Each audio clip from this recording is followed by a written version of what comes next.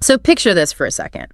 You are staring at your webcam and your eyes are burning slightly because you have been locked in the exact same physical posture for, I don't know, 3.5 hours. Oh, yeah, the classic virtual marathon. Right, exactly. You just finished this intense strategic alignment session with the post-production team, which of course immediately bled right into a brainstorming symposium for next quarter's content strategy. Without a single break, I imagine. Oh, absolutely zero buffer time. I mean, no time to grab a coffee or even stretch your legs, and then boom, you are thrust into a really intensive negotiation with a prospective sponsor. Does that sound familiar to you?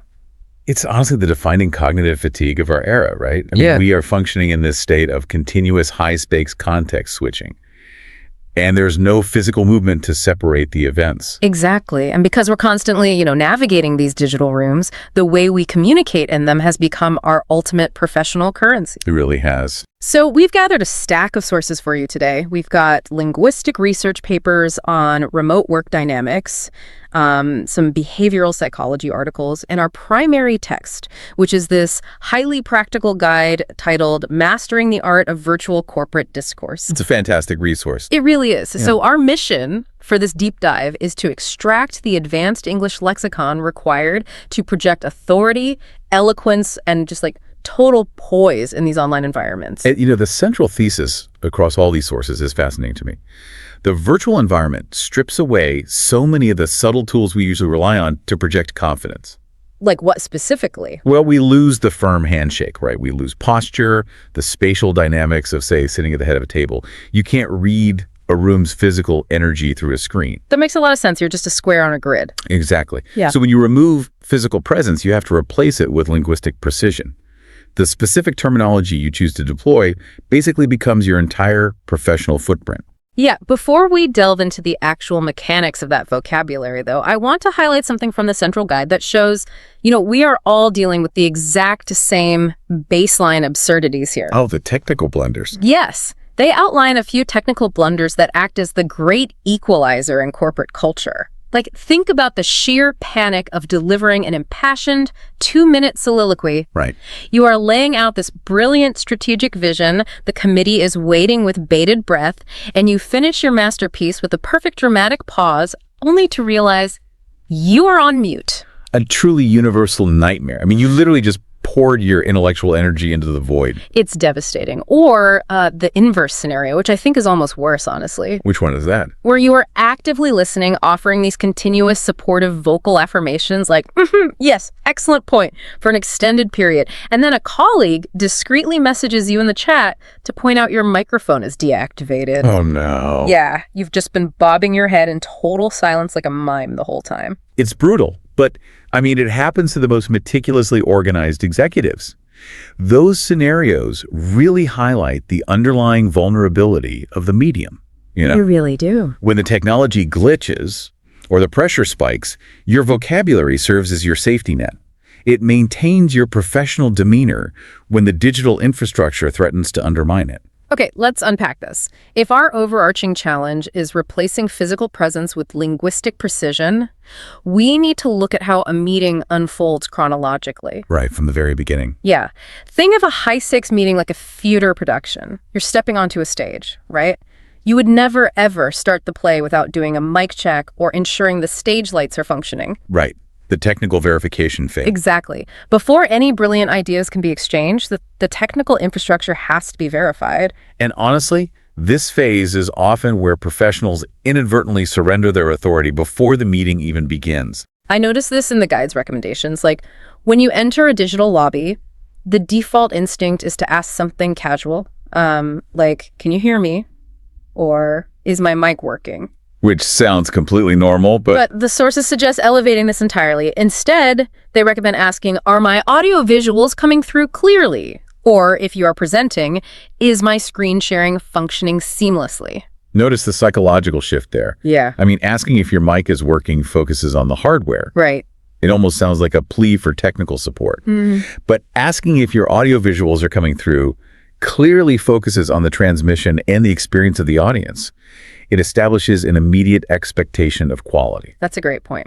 Now, the section on handling actual technical failures is where the linguistic strategy really caught my attention, because the reality is things will go wrong. Oh, inevitably. Your internet will throttle, the screen will freeze. My immediate panicked response is usually just to blurt out, "Sorry, my internet is bad," or "I can't see your screen." We all do it. But the guide explicitly warns against that phrasing. Well, it warns against it because it strips you of your agency. You sound like a helpless victim of your router. Yeah. The literature emphasizes that maintaining authority means diagnosing the issue, not just, suffering from it. So the guide suggests using phrases like, "I seem to be experiencing some bandwidth constraints," or noting that the connection is temperamental. Much better phrasing. And if the issue is on their end, stating, "Your presentation hasn't populated on my screen yet," or "It hasn't rendered." But I do want to push back on this a little bit. Okay, let's hear it. If I'm leading a massive multi-million-dollar pitch and my screen goes black, does swapping out bad internet for bandwidth constraints actually save me? I mean, the screen is still black. The pitch is still halted. Yes, the screen is black, but your status in the room remains intact. That is the critical distinction here. Let's look at the psychology of those words. Bandwidth constraints implies you are experiencing a measurable infrastructural limitation that you have accurately identified. You basically become the IT diagnostician of your own crisis. Oh, I see. It keeps your tone analytical. Exactly. Analytical and unpanicked.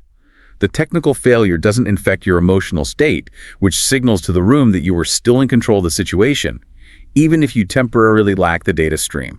That actually makes a functional sense. You manage the perception of the crisis, even if you can't immediately fix the crisis itself. Right. Now, what about human errors? Say you are just flat out late. You can't blame latency or bandwidth constraints for that. No, you definitely can't. And dropping into a high-stakes environment with a casual, fleeting, "Sorry, I'm late," feels incredibly flimsy. It feels like you are shrinking yourself down as you enter the room. It diminishes your presence immediately. In a high-level environment, a casual apology lacks the necessary gravitas, and honestly, it often invites unwanted scrutiny. So what's the alternative? The suggested approaches provide context without sounding defensive, stating, "Please accept my apologies for the delayed arrival. A prior engagement ran over its allotted time," completely shifts the framing. Or citing an unforeseen technical anomaly. It's almost sterile, in a good way. Like, it doesn't invite follow-up questions. It just states a factual condition and moves the proceedings forward. Exactly. It closes the loop. So once you have navigated that entry, you have to establish who you are. The sources highlight the difficulty of cross-departmental virtual meetings where, people might not know your exact role. This is where we see the strategic deployment of the word purview. Yes, purview. Right. Instead of offering a basic title like, "I'm the head of video production," the recommendation is to state, "Allow me to briefly introduce myself. Video production falls under my purview." I spent some time thinking about why that specific noun is so effective. And in a remote work structure, the literal lines between departments are gone. Right. No physical space. Yeah, there is no physical marketing floor or engineering wing. Everything just blends together in the digital space. So when you say something falls under your purview, you are essentially drawing a verbal fence around your territory. That is an excellent way to conceptualize it. Your purview is the scope of your authority. Yeah. By utilizing that framework, you aren't just telling people what your job is. You are defining the exact boundaries of your influence. It preemptively establishes respect. Here's where it gets really interesting. Once the introductions are handled, we move into the actual meat of the meeting, like the debate, the ideation. The tricky part. Yeah. To me, this exposes the single biggest hurdle of virtual communication, the absolute absence of visceral body language. The complete lack of physical pacing cues. Yeah. It's a huge barrier. Think about it. In a physical boardroom, if I have an idea and I want to speak, my body signals my intention. I lean forward in my chair. Right. I make direct eye contact with the current speaker. I might take a sharp breath or, slightly raise a hand. The entire room can read my intention to speak before I utter a single syllable. But online? Online, you are just a static, two-dimensional square on a screen. How do you seize the floor or interject when you have no physical preamble? It's tough because without physical cues, any entry can feel like an abrupt collision. You are essentially interrupting, which carries an inherent risk of appearing abrasive. So how do we mitigate that? The strategy here relies on diplomatic introductory clauses to soften the auditory entry. You preface the thought with something like, "If I might interject for a moment," or "With your permission, I'd like to weigh in on this." If I might interject. It's highly formal, But it acts as an auditory buffer. It gives the current speaker a millisecond to yield the floor gracefully. Exactly. And if my goal is to agree with someone and build on their thought, the guide points toward collaborative integration. Phrases like, to piggyback on Sarah's point, or building upon the foundation. Which serves a dual psychological purpose, really. How so? It explicitly validates the previous speaker's contribution, which boosts their professional standing, while seamlessly transitioning the spotlight to your own analysis. But the real test is when you disagree, right? I mean, you cannot simply unmute your microphone and declare you're wrong or that won't work in a corporate setting. No, absolutely not. It triggers an immediate defensive response. I always think of corporate disagreement as verbal judo. You cannot meet force with opposing force. You have to use the other person's momentum to introduce your own counter-narrative. Verbal judo captures the dynamic perfectly. The language of diplomatic dissent requires you to redirect energy rather than block it. Right. The foundational rule across our sources is that you must acknowledge merit before introducing friction. You articulate, I see the merit in your argument, yet I approach it from a slightly different angle. By acknowledging the merit, you diffuse the ego tension right off the bat. You are signaling to the room, this person is competent, their idea has value, but let's rotate the lens. And when you genuinely believe a proposal is structurally flawed or dangerous for the company, the guide recommends relying on the concept of reservations. Right. You'd say, while I understand the rationale behind that proposal, I have reservations regarding its execution. The psychology of using reservations instead of concerns or disagreements is just fascinating to me. It's very intentional. Yeah, because saying, I think this will fail, sounds like a personal attack on the creator of the idea. But having reservations positions you as a guardian of the company's resources. It sounds like you possess a thoughtful, analytical caution. It just cools the emotional temperature of the room. It frames your dissent as an act of diligence. And notice how that transitions into articulating your own viewpoints. The literature emphasizes moving beyond subjective framing entirely. Right. Moving away from I think. Yes, high-stakes discourse requires higher analytical rigor than simply stating, I think. Because I think sounds like a feeling. It's easily dismissed. You want to root your perspective in data and observation. Using phrases like, from my vantage point, or as I interpret the current landscape, makes it clear you are processing information, not just sharing an emotional reaction. Precisely. Well, we've explored how to participate effectively, but taking the helm of a meeting requires a completely different operational mindset. Let's look at chairing the digital room. The chair is responsible for the flow of proceedings. And honestly, that authority has to be established from the very first sentence. The sources are highly critical of the phrase, let's start. Which, makes sense. Let's start, is what you say when you are unboxing a board game. It lacks weight. It does. To set the stage professionally, the alternative is, shall we call this meeting to order? Followed immediately by setting a structural agenda to manage expectations, like, we will commence with X, subsequently pivot to Y, and culminate with Z. The phrasing, commence, pivot, culminate, draws a definitive roadmap. When participants know the trajectory of the meeting, their cognitive load decreases, and they are far more likely to just follow your lead. But let me present a scenario that derails even the best-laid roadmaps. Okay, lay it on me. You are chairing the meeting, you've drawn the map, you are midway through a critical analysis, and a stakeholder interrupts with a completely off-topic question. Or worse, they seize the microphone and start monopolizing the conversation with a niche issue that only affects their department. Yes. How do you rein them in without sounding like a dictator? Because if you say, that's off topic, it sounds like a reprimand. It creates instant hostility. It does, because telling someone they are off topic basically invalidates their contribution.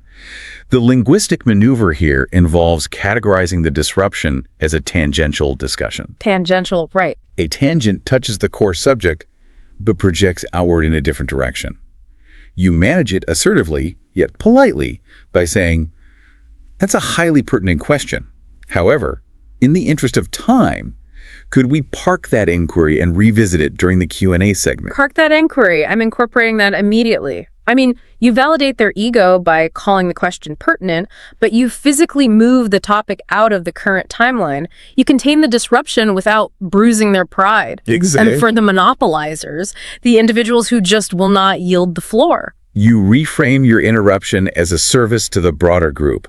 You interject with, if I might interject, We need to ensure all stakeholders are heard today. That is incredibly strategic. You aren't saying you are talking too much, you are championing the rights of the quiet people in the room. Yes, you become the defender of equity. Which makes it socially impossible for the monopolizer to argue back without looking selfish. Okay, let's look at a different kind of conversational hurdle. What do you do when a colleague is utilizing incredibly dense, specialized jargon and you have absolutely no idea what they're talking about? The cardinal rule of high-stakes discourse is never to feign comprehension. Never pretend to understand. Right. Pretending to understand complex jargon to save face in the moment is a recipe for a massive downstream disaster when you are eventually expected to act on that information. But the reluctance is completely understandable. Nobody wants to pause a 20-person meeting and say, I don't understand.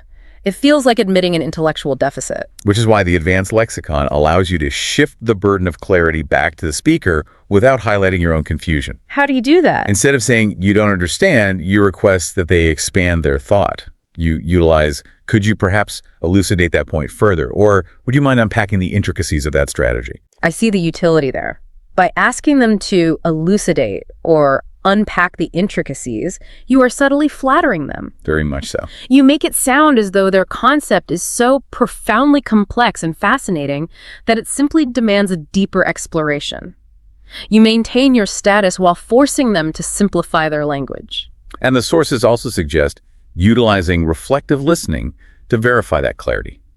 Saying, just to ensure we are entirely aligned, your underlying premises. Framing the clarification around ensuring you are entirely aligned is a brilliant tactic. It positions the need for clarity not as a personal failure to grasp the concept, but as a critical team synchronization effort. Exactly. So the agenda has been covered, the friction has been managed.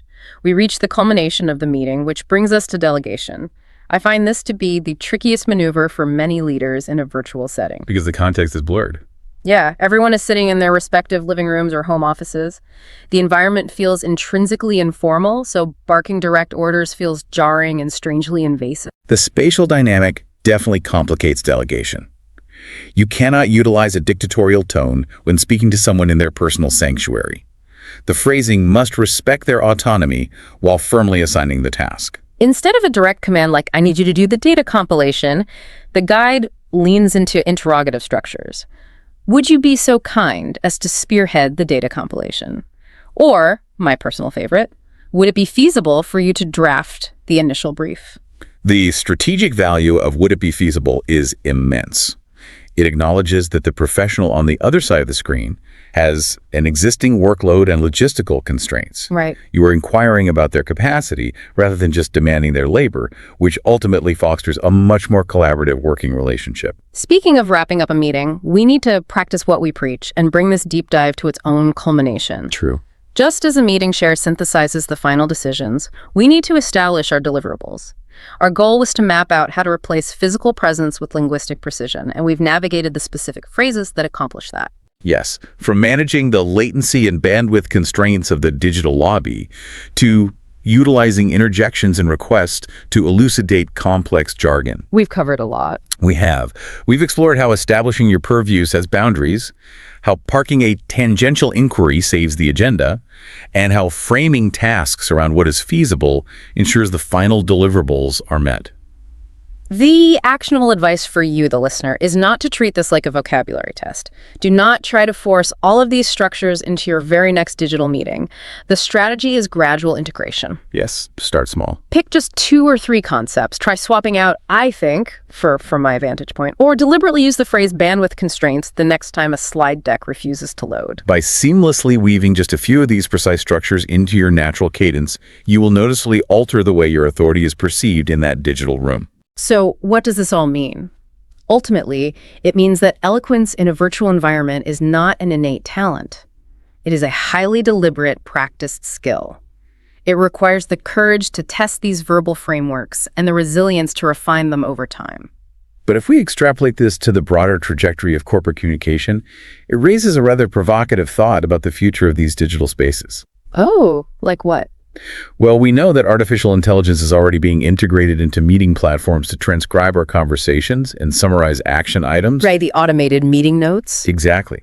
But consider the next logical iteration of that technology. If linguistic precision is the primary metric of virtual authority, how long until these AI assistants begin analyzing our vocabulary in real time? Wait, like scoring us? We could easily see a future where your quote-unquote corporate discourse is actively scored by an algorithm, tracking how often you use subjective filler like "I think" versus analytical phrasing like "my vantage point," or measuring your conversational dominance versus your collaborative integration. Wow, that is a staggering implication.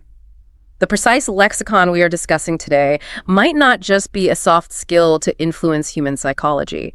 It could literally become a trackable, algorithmic performance metric used for promotions and leadership evaluations. The AI will be judging our verbal judo. Take that thought with you the next time you log on. You aren't just surviving a tech glitch or a grueling marathon of symposiums.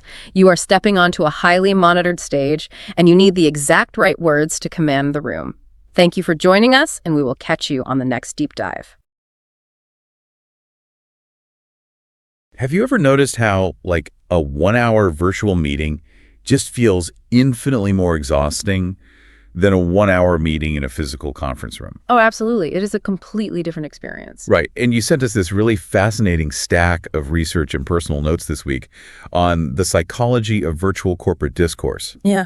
And looking through all of it, one thing is immediately clear to me. You're not just imagining the exhaustion, right? Exactly. You are not imagining it because, you can sit in a physical boardroom for 3 hours, hash out this massive contentious project, and you walk out feeling energized. Yeah, you might even be ready to grab a coffee and keep brainstorming with the team. But then you do 60 minutes on a video call, and suddenly you feel like you need a nap in a pitch black room. Well, the research you provided on cognitive load during video conferencing maps exactly onto that feeling because it's a completely different neurological event. How so?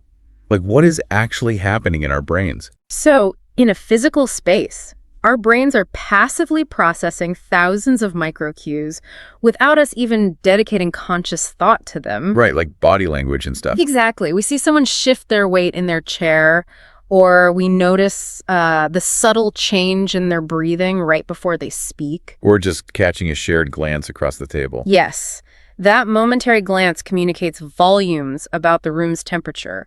But on a screen, we are entirely stripped of that shared physical space. We're completely severed from those visceral, three-dimensional cues. And our evolutionary biology completely relies on those cues to read a room. Which is wild. And reading through the eye tracking studies in your notes, it's not just the absence of cues, it's the distortion of them. Oh, the distortion is massive. Yeah, because we're trying to read a room where everyone is staring directly forward. Yeah.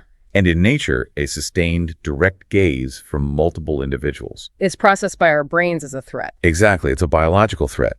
But on a video call, we have this grid of faces, and they're all locked onto us.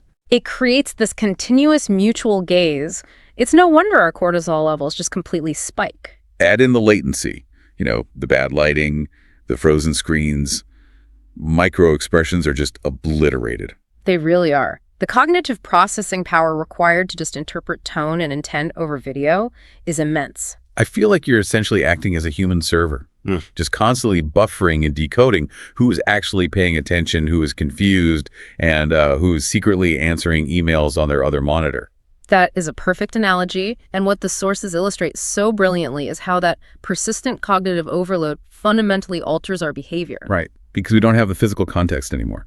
Exactly. When we lack the subtle nod or the open posture or just a reassuring hand gesture, we lean heavily, sometimes exclusively, on explicit verbal data. The actual words being spoken become hyper-amplified. Yes. Language becomes the absolute only reliable tool we have left to manipulate the architecture of the virtual room. Which really establishes the core mission for today's deep dive into your research. Because we aren't just trying to figure out how to survive an online meeting, right? Right, or just avoid screen fatigue.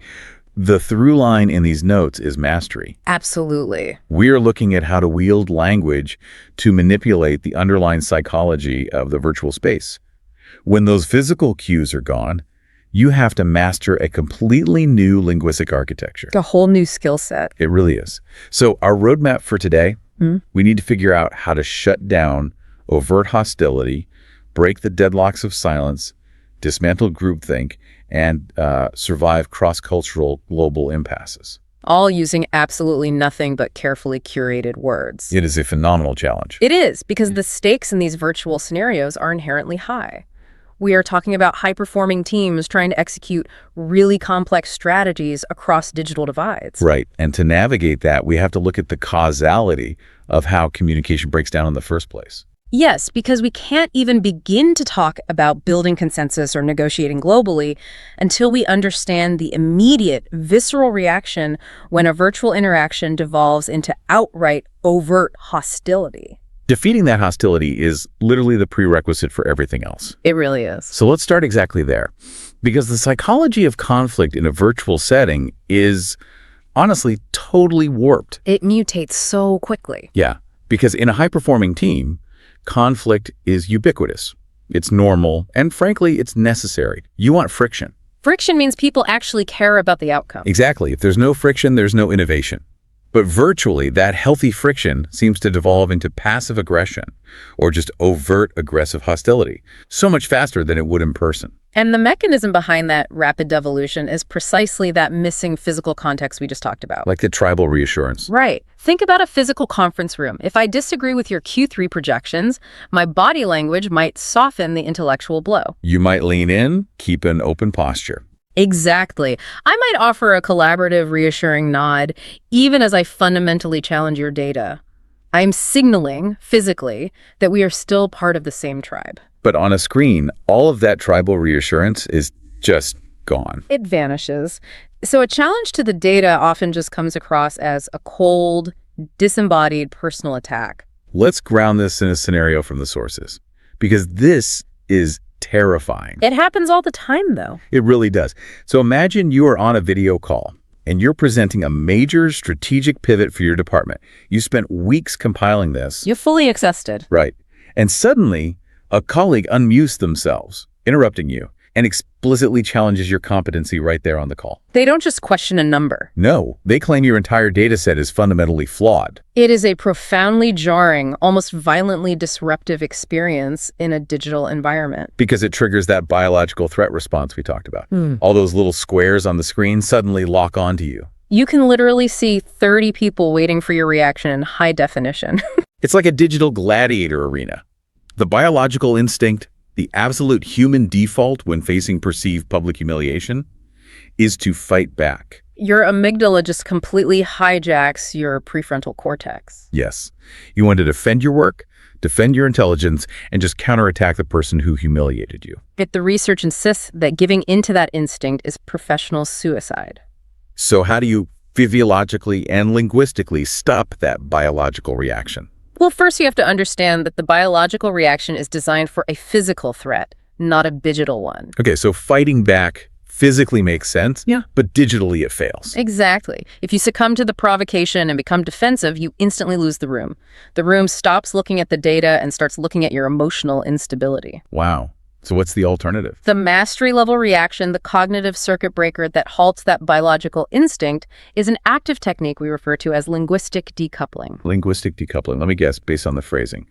Decoupling implies taking two things that are currently entangled and separating them. You're exactly right. So in this case, you're taking a mental scalpel and separating the emotional venom of their attack from the actual spreadsheet data. That is exactly the mechanism. In this scenario, the two entangled elements are the objective, empirical data you presented and the emotional, aggressive subtext of your colleague's interruption. Right, because they aren't just attacking the spreadsheet. The subtext, the venom, is basically, you are bad at your job and you shouldn't be leading this project. Precisely. And your biological instinct is to defend against the subtext. You want to say, I know what I'm doing. I've been here for 10 years. But the moment you do that, you have validated their emotional premise. Yes. Linguistic decoupling forces you to separate the two. You take a measured breath, which physically lowers your heart rate. Right, managing the biology first. And then you address only the objective data, completely ignoring the emotional provocation. It requires a highly calculated phrase. The notes have a specific one for this. Yes. You look at the camera and state, I welcome the scrutiny. However, let's decouple the emotion from the metrics for a moment. Could you specify which exact data points you find incongruous with our current projections? Okay, I have to push back a little here. Go for it. Because reading that phrase in the notes, it sounds almost robotic. I mean, if I'm on a call with my engineering team and someone attacks me and I say, I welcome the scrutiny, let's decouple the emotion, aren't they going to roll their eyes? It sounds incredibly clinical, right? Yeah, maybe even a bit arrogant. Does this actually work in practice without sounding totally out of touch? It works precisely because it is clinical. The arrogance you are perceiving is actually unshakable authority. Interesting. Unshakable authority. Think about what is happening in the room. The attacker has just thrown a massive amount of emotional heat into the virtual space. By using clinical, almost sterile vocabulary, you are acting as a heat sink. Ooh, a heat sink. I like that. Let's dissect the phrase, starting with, I welcome the scrutiny. It is entirely counterintuitive, which is why it breaks the attacker's momentum. Because they expect you to be defensive. They expect you to reject the scrutiny. Exactly. By welcoming it, you instantly reestablish yourself as the confident authority. You aren't rattled. You're a professional who expects and even demands that their work be rigorously tested. It completely disarms the hostility by acknowledging the challenge without validating the aggression. Okay, I see that. You're absorbing the blow without flinching. And then the pivot.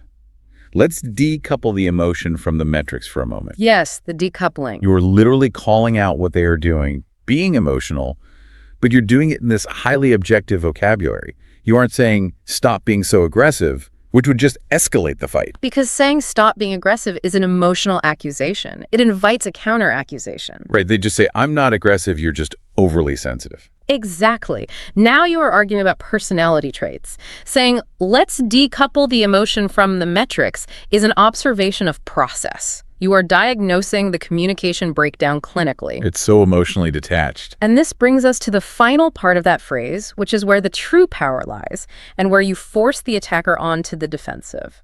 Could you specify which exact data points you find incongruous with our current projections? Yes.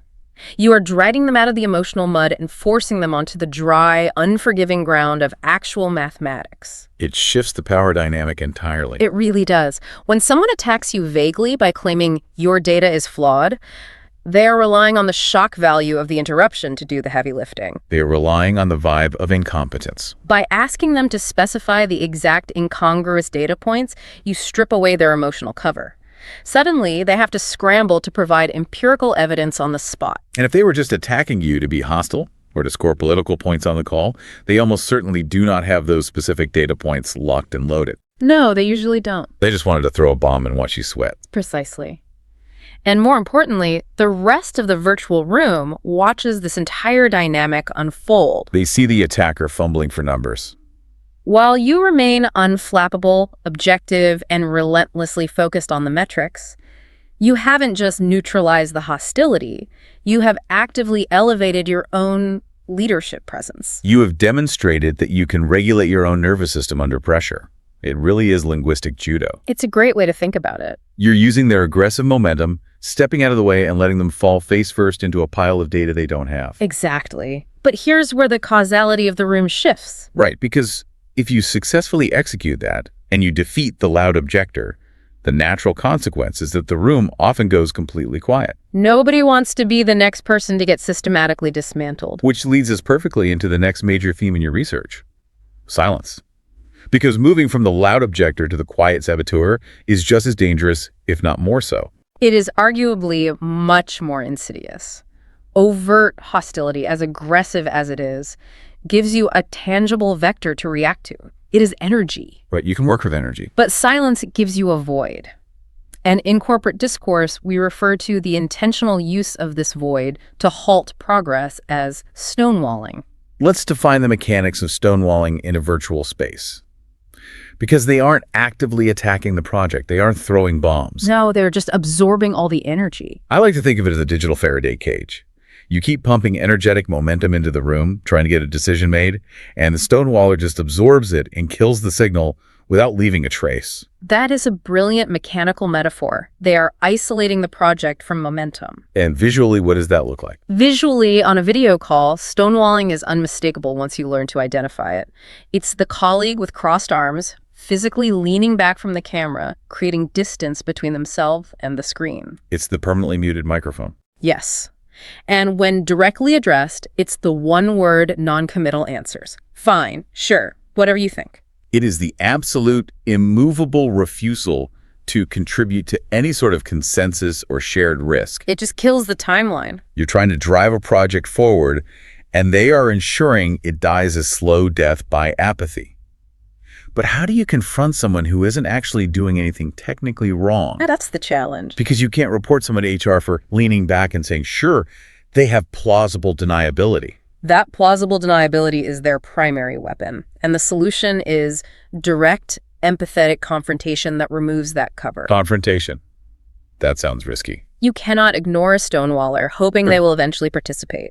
The longer you let them sit in the Faraday cage, the more normalized that behavior becomes for the rest of the team. Okay, so you have to bring their silence into the light. But without triggering the fight-or-flight response we discussed earlier, the phrasing here needs to be incredibly precise. So what's the play?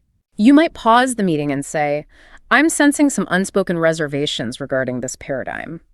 To ensure we have comprehensive buy-in, what would need to be true for you to unequivocally endorse this initiative? Okay, let's break that down. I see what you're doing with, I'm sensing some unspoken reservations. You're naming the silence. Yes, bringing it into the light. But I have a major issue with the second half.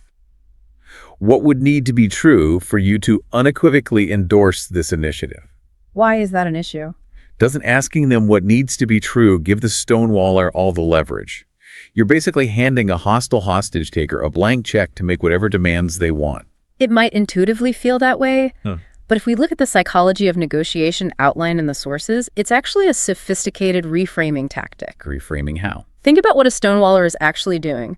They are acting as a comfortable roadblock. They are sitting in the easiest chair in the room, the chair of the critic. And a critic requires zero vulnerability. Exactly. When you ask, what would need to be true, you force them to vacate the critic's chair and take a seat in the architect's chair. Ah, wow.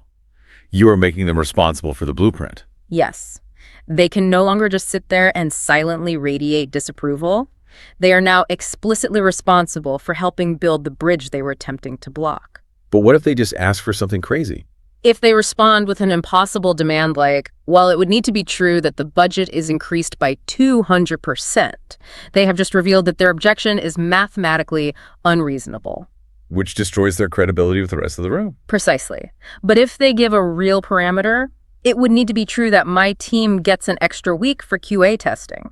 They have just re-entered the negotiation. They have given you a tangible variable to solve for. You've turned an immovable obstacle into a co-architect of the solution. It forces them to externalize their internal resistance. That's fascinating.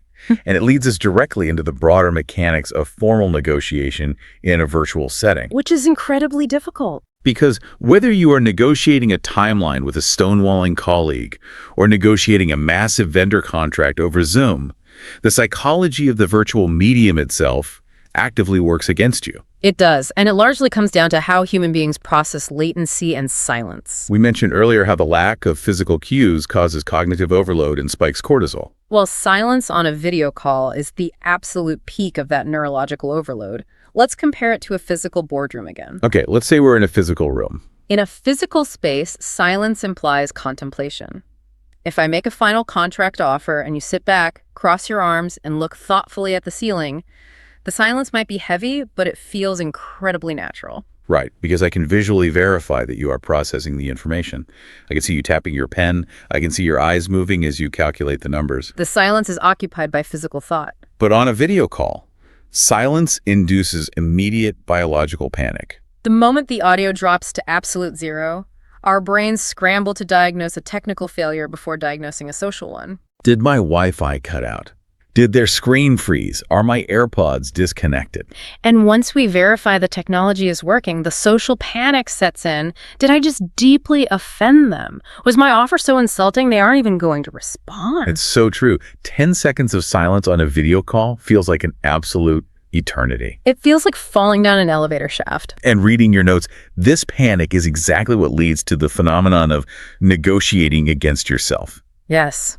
Novice communicators, or those who haven't trained themselves to regulate their virtual anxiety, panic during that digital silence. So what do? Let's say they deliver their final, carefully calculated counteroffer. The other party receives it and simply stays quiet, perhaps just looking off camera to think. Just processing. The novice, desperate to fill the agonizing void, desperate to relieve the tension and verify that the connection is still alive, will immediately start justifying their own offer. Oh, no. They'll say, we're asking for a 10% increase, but if that's a deal breaker, we could probably look at some bulk discounts or maybe stretch the payment terms. They literally just gave away their margins because they couldn't handle 10 seconds of quiet. They are negotiating against a ghost. Exactly. So how do we stop doing that? They surrendered to the psychological pressure of the medium. A master communicator, however, understands the immense power of strategic silence. They just sit there. They state their terms clearly, cleanly, and then they perform a highly specific physical action. They physically mute their microphone. Wow. Muting the mic is such an interesting tactic. It's the digital equivalent of putting your hands in your pockets. It stops you from nervously fiddling, or in this case, from nervous rambling. It creates a hard, undeniable boundary. It tells your own brain, my turn to speak is officially over. It prevents the involuntary verbal leak that happens when tension peaks. But let's explore the counter scenario. What happens when you hold the silence, the other party finally speaks, and they deliver an absolutely unreasonable demand? That happens quite a bit. Let's say that stonewaller you've managed to engage suddenly asks for something that would bankrupt the project. The natural instinct, especially when you're relieved they're finally talking or annoyed that they are being ridiculous, is just to drop the professional veneer. Yeah, you just want to say, no way, we can't do that. It's way too expensive. We don't have the budget. Which is an entirely too colloquial and adversarial phrasing for high-level corporate discourse. Why is it so bad?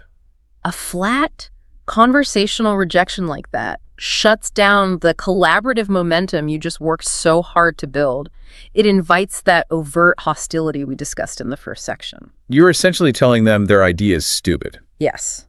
You need a linguistic formula that rejects the premise entirely without rejecting the person. Okay, so what is the master level phrasing for delivering a hard no without blowing up the room? You structure it by validating their strategic intent before establishing your inflexible boundary. You say, while I comprehend the strategic imperative behind that request, allocating capital to that degree is currently unfeasible without compromising our core deliverables. Without compromising our core deliverables. I love the mechanics of that. It's highly protective. You aren't just saying no because you are the boss and you don't want to. You're saying no to protect the shared sacred goal of the project. You are externalizing the rejection onto the budget itself. Exactly. You are aligning yourself with the project's success, framing the rejection as an act of protection rather than an act of defiance. That's incredibly smart. But a master negotiator doesn't just build a wall and stop there. They immediately pivot to a counterproposal to keep the momentum alive and force the other party to keep thinking. So you don't let the conversation die. You follow up the rejection immediately with, are these terms mutually exclusive, or is there latitude to explore a hybrid approach? Latitude to explore a hybrid approach. I want to pause and highlight this for you listening, because just think about the psychological pressure valves in that phrase. It completely changes the tone. Compare that to, no, we can't afford that. Asking if there is latitude for a hybrid approach sounds infinitely more collaborative. It sounds like you're inviting them to a high-level puzzle-solving session rather than throwing them out of the room. It is the absolute essence of constructive diplomacy. You are holding your ground firmly. The original demand is dead, but the door is wide open for them to walk back through with a modified, acceptable alternative. You are preserving their dignity while protecting your margins. Yes. This is such a crucial pivot point in the research you provided, because up to now, we've tackled the actively difficult people. Right, the loud objectors and the silent saboteurs. We've neutralized the hostile individuals throwing bombs, we've navigated the silent roadblocks, and we've managed the unreasonable negotiators. But there is a third threat in virtual meetings. And according to the data, this might be the most statistically common and dangerous threat of all. It's what happens when everyone agrees far too quickly. Ah, yes. The insidious illusion of consensus. When the virtual environment fosters total agreement, not out of actual strategic alignment, but out of sheer, overwhelming exhaustion. Let's really unpack this concept of groupthink in virtual meetings, because every single person listening to this has been there. Oh, without a doubt. It's hour 3 of a massive virtual brainstorming section. The screen fatigue is set in, your eyes are burning, your posture is collapsing. Everyone is just done. And someone, usually the highest paid person in the room, Right. proposes an idea for a new marketing campaign that is, frankly, entirely mediocre. But instead of debating it, instead of putting in the cognitive effort to dismantle it and build something better, everyone just sort of nods. A chorus of, yeah, sounds good, and let's run with that, ripples across the grid just so everyone can finally hit the red leave meeting button and go look at a blank wall for 10 minutes. It is a systemic, catastrophic failure of the ideation process. Groupthink in a virtual space is a survival mechanism. The survival mechanism. Yes.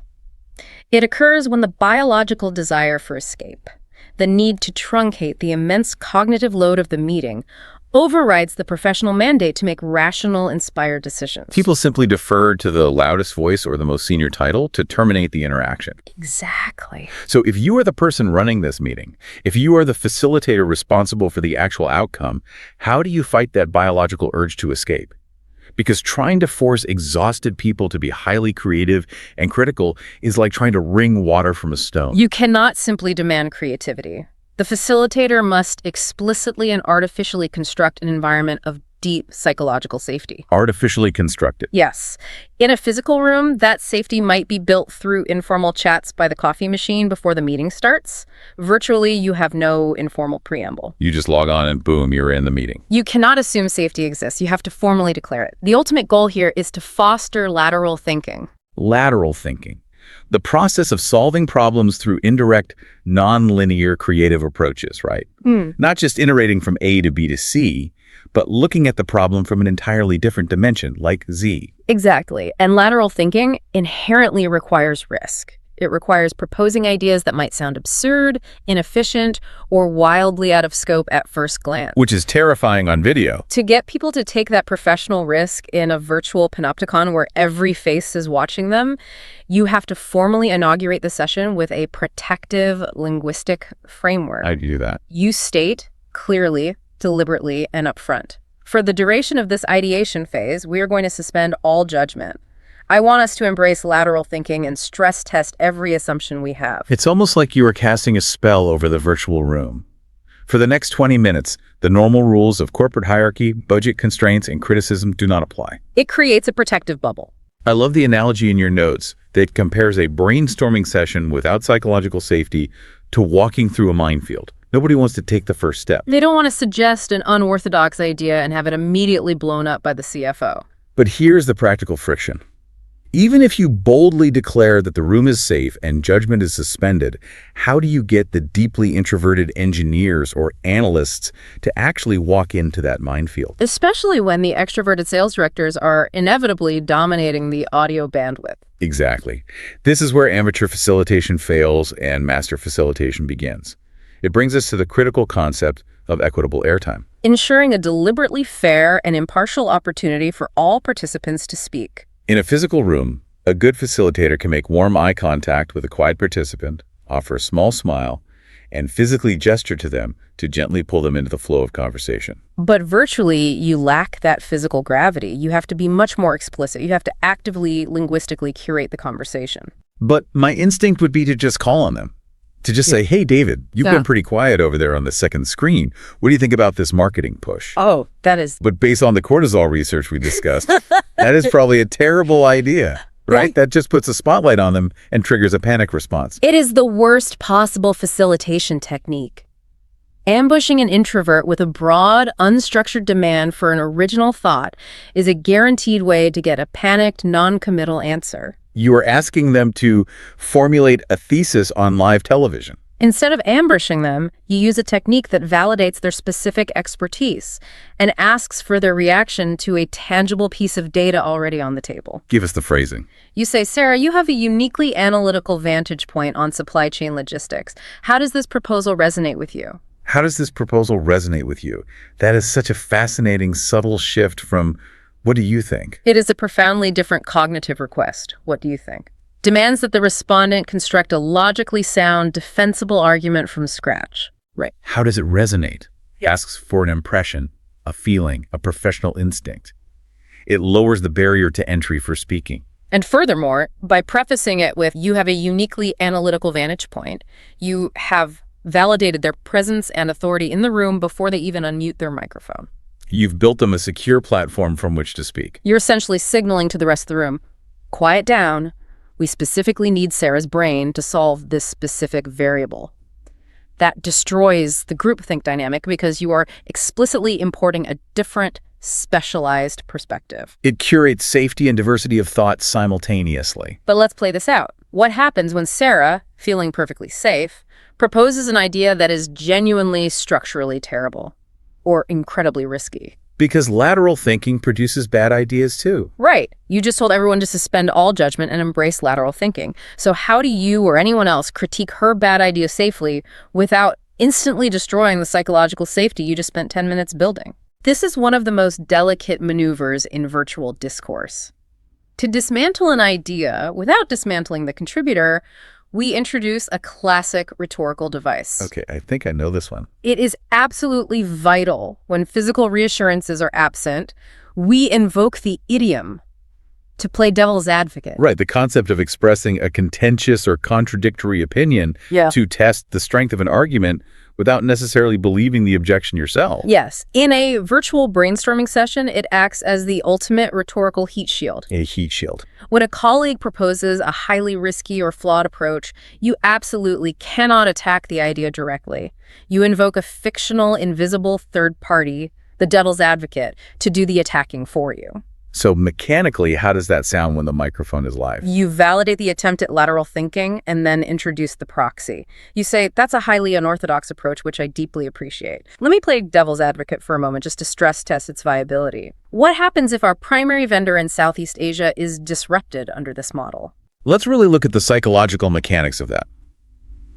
By preemptively stating, let me play devil's advocate, you are essentially telling the room, the aggressive, critical questions I am about to ask do not reflect my personal feelings towards Sarah or her competency. Exactly. I am simply putting on a temporary mask for the sake of a necessary exercise. Precisely. It entirely neutralizes the threat of personal attack. You maintain the psychological safety of the room because you and Sarah are now collaboratively standing shoulder to shoulder, stress testing the idea against external hypothetical threats. Rather than you attacking her competency across the digital table. It's a brilliant deflection of friction. We've used language to surgically decouple emotion from data. We've used empathetic parameters to break stonewalling. And now we've used rhetorical proxies to curate safe brainstorming. We've covered a lot of ground. But looking at the final section of the research you provided, there is a massive caveat to everything we've just discussed. All of these linguistic tools rely on a shared, fundamental understanding of what these words and phrases imply. Which brings us to the most complex layer of our deep dive. What happens when the foundational rules of communication are completely different? This is where we must zoom out from the psychology of the individual and examine the psychology of the culture. Because in the modern global boardroom, the virtual space isn't just spanning different time zones. It is violently spanning vastly different paradigms of human communication. Exactly. The sources are very clear on this.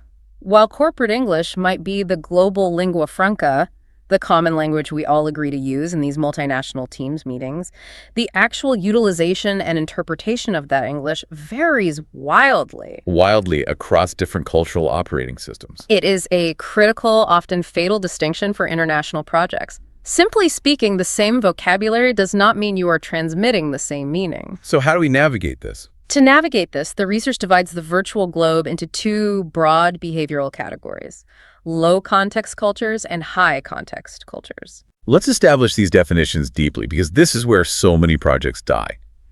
Low context cultures. The sources highlight the US, the UK, Germany, the Netherlands. What defines their fundamental communication style? Low context cultures value explicit, direct, and literal communication above almost all else. The entirety of the meaning is expected to be contained within the spoken words themselves. So no guessing games. There is very little reading between the lines. They value transactional efficiency and absolute clarity. Give me an example. If a multi-million-dollar project timeline is failing, a project manager from a low-context culture, say an American, will articulate that failure explicitly.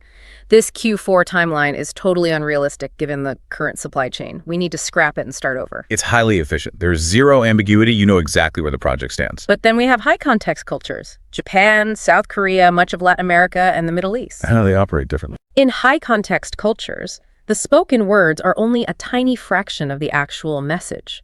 They rely heavily on implicit communication, reading the silences between the words, acknowledging shared history, and most importantly, the rigorous preservation of interpersonal harmony and relationship stability. Okay. Harmony is a priority. In these cultures, direct confrontation or blunt criticism is not seen as efficient.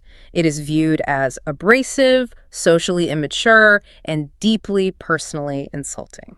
So here's where I have to play devil's advocate against the research itself, or at least ask the question that I know any hard-charging executive listening is thinking right now. I can guess what it is. Let's take that scenario.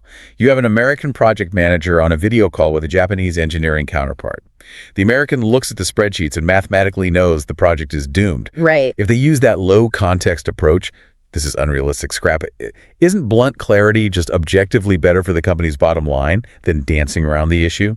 Why waste corporate resources softening the truth if the project is actively bleeding money? It is a fair question, but it fundamentally misunderstands the ROI of trust in a global network. The ROI of trust. Because if you prioritize blunt transactional clarity at the cost of relational harmony in a high-context interaction, you might save the timeline for that specific week, but you will entirely and permanently destroy the working relationship. Wow.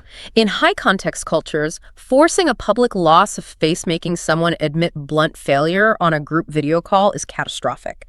If you shatter that trust, the Japanese engineering team will disengage. So the project fails anyway. The project will ultimately fail anyway. It will just fail slower and with far more passive resistance. Okay, so you win the battle of clarity for the day, but you entirely lose the war of the project. Exactly. Therefore, in a multinational virtual meeting where you cannot rely on the subtle physical rituals of respect that you might deploy if you were physically sitting in a boardroom in Tokyo or Seoul. Like pouring tea, or the depth of a bow, or the seating arrangement. Yes, all of that is gone. So your English language must carry the entire massive burden of conveying respect. You cannot speak like an American in New York. You must adopt what we call a universally diplomatic register. A universally diplomatic register. So Yeah. how do we translate the blunt American scrap it into something that won't cause an international corporate incident, but still conveys that the timeline is doomed? You must maintain the necessary operational clarity, the fact that the project is in trouble, but you heavily soften the delivery to preserve the relationship and protect everyone's face. What's the phrase? Instead of the declarative, "we need to scrap it," you deploy a phrase laced with intentional ambiguity and shared ownership. I harbor some reservations regarding the feasibility of this current timeline. Might we explore some alternative contingency plans? I harbor some reservations. When I hear that with an American ear, it sounds incredibly formal, maybe even overly cautious or weak. It does to a low context ear. But analyzing it through the high context lens, I can see how it signals immense respect. You are acknowledging the structural problem, but you are not aggressively pointing a finger at the individual who built the timeline. Yes. Mechanically, you are gently placing the problem on the digital table between you, rather than throwing it directly in their face. And the second half, might we explore some contingency plans, is an invitation. It invites them to solve the problem alongside you, saving face for everyone involved. It turns a confrontation into a collaboration. But what happens when you hit an absolute wall? Let's say you've done everything right. You've used a universally diplomatic register, you've curated airtime, you've managed the silence. But they still disagree. Right, the cultural approaches to reaching consensus are just clashing too violently. The low-context German team members want a hard binary decision right now on the call so they can log off and execute. And the high-context South Korean team members want to take the data offline, consult their broader teams, and build collective consensus before committing to anything. Nobody is moving. When you encounter that kind of fundamental deadlock in a cross-cultural space, you must recognize that you have entered an impasse. An impasse. An impasse is a situation in which absolutely no progress is possible due to a fundamental structural disagreement. The gears have completely locked. And in a virtual meeting, an impasse is excruciating. Everyone is just staring at each other on the grid. The silence isn't strategic anymore, it's suffocating. The tension is palpable. How do you break a cross-cultural impasse over video without someone inevitably losing face or losing their temper? You do not attempt to break it. Wait, really? That is the fatal flaw of low-context communicators. They try to smash through the impasse with more data. If you try to force a consensus in that highly pressurized moment, the low-context people will become visibly agitated and angry. And the high context people. They will withdraw entirely, perceiving the pressure as extreme disrespect. The facilitator must provide an immediate, graceful escape hatch that honors the operational needs of both cultures. Give us the specific linguistic key. What is the escape hatch? You take control of the room, lower your vocal register to convey calm and state. It appears we have reached a temporary impasse. Rather than forcing a consensus today, let's allow this information to marinate, and we shall reconvene next week with fresh perspectives. Okay, let's look at the pressure valves built into that phrase. We have reached a temporary impasse.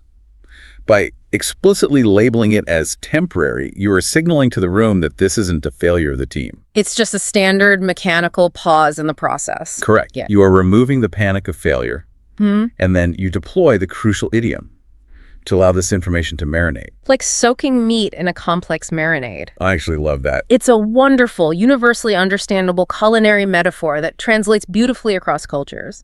When you allow something to marinate, you are not ignoring it. You are intentionally giving a complex set of ingredients the necessary time to absorb flavor, to integrate, and to be fully processed. It is so much more effective than saying, we obviously can't agree, let's just give up and try again tomorrow. Saying, let's allow this to marinate, frames the delay not as a defeat, but as an active, positive, necessary part of the corporate process. It gives the low-context, action-oriented people a concrete, scheduled next step. We will reconvene next week. And crucially, it gives the high-context people the quiet time they require to consult their teams, build their consensus, and preserve group harmony. It is a perfectly balanced, mathematically precise, face-saving retreat for every culture involved. And that, ultimately, is the immense power of understanding this linguistic architecture. When we utilize these phrases, we aren't just transmitting raw data across fiber optic cables. We are actively, continuously managing the psychological safety, the cultural expectations, and the highly volatile emotional states of every single human being in that digital room.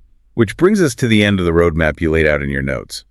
Let's synthesize what we've unpacked today, because this has been an incredibly dense, actionable deep dive into your sources. There's a lot of material. We've established that surviving and thriving in virtual corporate discourse is not just about having a stable internet connection or knowing how to optimize your lighting. It is an ongoing, highly strategic discipline. We've looked at how to wield a highly specific linguistic arsenal to control the invisible dynamics of the room. We learned the mechanics of linguistic decoupling, taking a scalpel to separate emotional venom from objective data to instantly neutralize hostility and elevate our own authority. We explored the Faraday cage of stonewalling and how to use empathetic questioning to force a saboteur out of the critic's chair and into the architect's chair. We analyzed the absolute terror of digital silence and how muting the microphone prevents us from negotiating against ourselves. We tackled the biological survival mechanism of groupthink. Learning how to curate equitable airtime by asking how data resonates and using the rhetorical heat shield of the devil's advocate to critique risky ideas without destroying psychological safety. And finally, we navigated the incredibly delicate, universally diplomatic register needed to handle cross-cultural impasses, using the concept of marinating to provide a graceful retreat for everyone. It is a massive amount of psychological theory to process, but the execution in the real world is where this knowledge transforms into tangible career power. Exactly. And so, to you, the listener who provided this incredible stack of research, do not be intimidated by these high-stakes virtual scenarios anymore. They are opportunities. The next time you see someone cross their arms and lean back on camera, or the next time you feel that terrible, heavy, panic-inducing silence after presenting a massive budget overhaul, do not let your amygdala hijack your brain. Treat those tense moments as your arena. They're perfectly constructed opportunities to test these exact linguistic mechanics. Speak with deliberate intention. Lead with structured empathy. And just observe how the entire psychology of the virtual room shifts when you choose your words with absolute clinical precision. It fundamentally rewires the nature of your working environment. It really does. Which brings me back to the very first point we made today. We started by talking about how utterly exhausting it is to lose all those physical, nonverbal crutches we used to rely on in a traditional office. We miss the subtle nods, the easy body language, the shared physical space that naturally smoothed over our clumsy communication. But looking at everything we've uncovered in your notes, I want to leave you with a final, slightly provocative thought to mull over. I'd love to hear it. If this virtual environment violently strips away all of our easy, lazy physical crutches, if it explicitly forces us to rely entirely on this hyper-precise, carefully curated, deeply intentional language to manage conflict, negotiate millions of dollars, and innovate across global cultures, could it be that working remotely isn't actually damaging our ability to communicate? That is a profoundly fascinating question regarding the evolution of corporate behavior. Could it be that the screen is acting as a crucible, forcing us to become much better, more empathetic, and more highly intentional communicators than we ever were back in the physical office? It's definitely something to consider. Something to actively think about the next time you log on. Your camera goes live and you see that grid of faces staring back at you. That is our deep dive for today. Keep observing the room, keep refining your language, and we'll see you next time.